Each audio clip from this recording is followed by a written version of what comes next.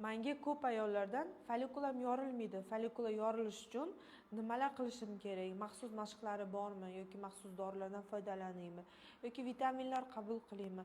Nima qilsam follikulam yoriladi deb savol qoldirishadi. Organizmda follikularning yorilishi uchun, ya'ni ovulyatsiya bo'lishi uchun LG degan gormon ishlab chiqarilishi kerak. Bu gormon sizni hayz siklingizni 12, 13, 14 kunlar ishlab chiqariladi. Lekin ko'plab sabablarga ko'ra ayrim ayollarda bu gormon ishlab chiqarishi kamayadi yoki umuman ishlab chiqarilmaydi. Shu sababli sizda follikula yorilmasligi, ya'ni ovulyatsiya kuzatilmasligi mumkin. Bunda nima qilamiz? Bu holatda biz vrachlar follikulani yorish uchun organizmda LG gormonining o'rnini bosuvchi HGC gormonidan foydalanishimiz mumkin. Follikulalarni stimulyatsiya qilishni bir necha marta takrorlaymiz. Agar sun'iy gormon dorilarga follikula yorilmasa, ya'ni javob bermasa, biz juftliklarga har doim ekoni tavsiya qilamiz.